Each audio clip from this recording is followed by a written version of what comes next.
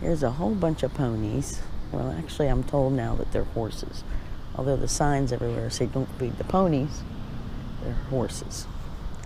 And that little green tent belongs to my friend Jen, who's down visiting, camping here. And ever since she's moved in, these horses have surrounded this area.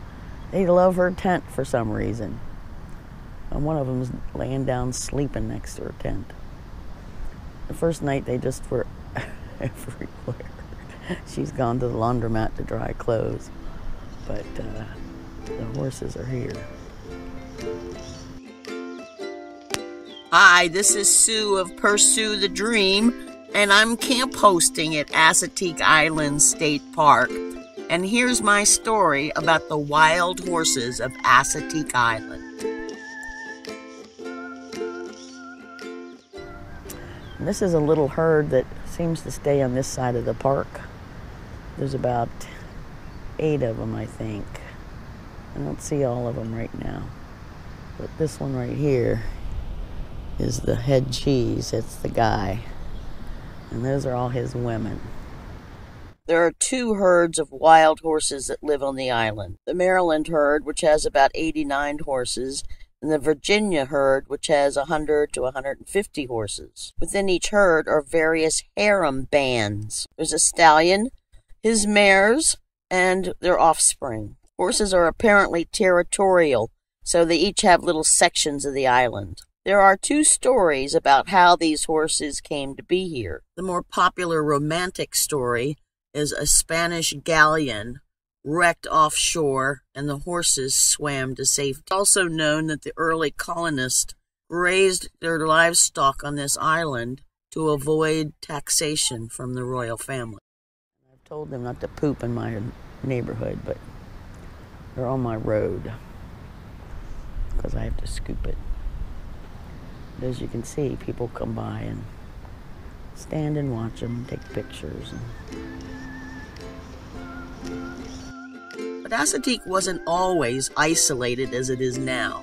It was actually the lower part of Fenwick Island to the north until 1933, when a hurricane cut through and separated it right below Ocean City.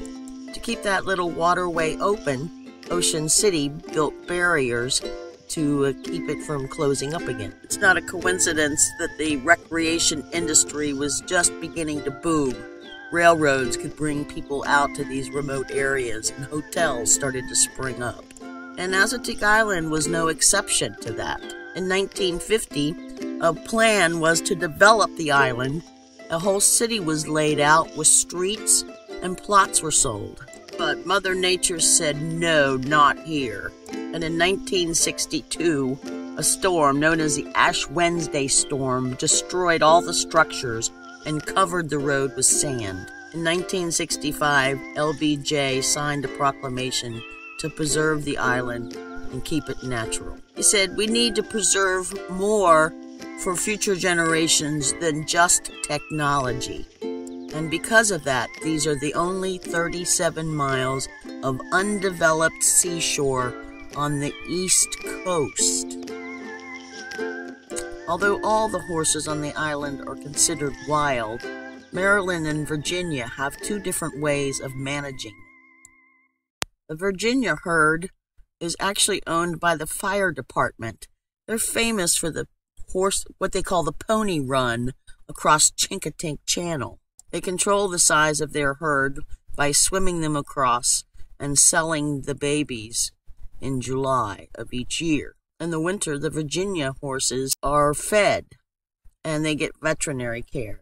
On the Maryland side, each mare is allowed to have 1 foal, and then she is given birth control. They have to fend for themselves in the winter, and they receive no veterinary care except for in extreme cases. They roam the state and federal campgrounds in these little bands, constantly looking for opportunities to steal food. And although guests are told not to feed them and to put their food in a secure place, they don't listen. And over the decades, they have become scavengers. They will eat anything, bag and all. And because horses cannot throw up, They get sick, and sometimes they die. They also warn people that these are wild horses and they will bite and kick, but people don't listen. They want to pet them, they want to kiss them, they want to hug them. It's very dangerous and it's folly. My area, the campground, had those 7 most of the time, and other areas have different bands.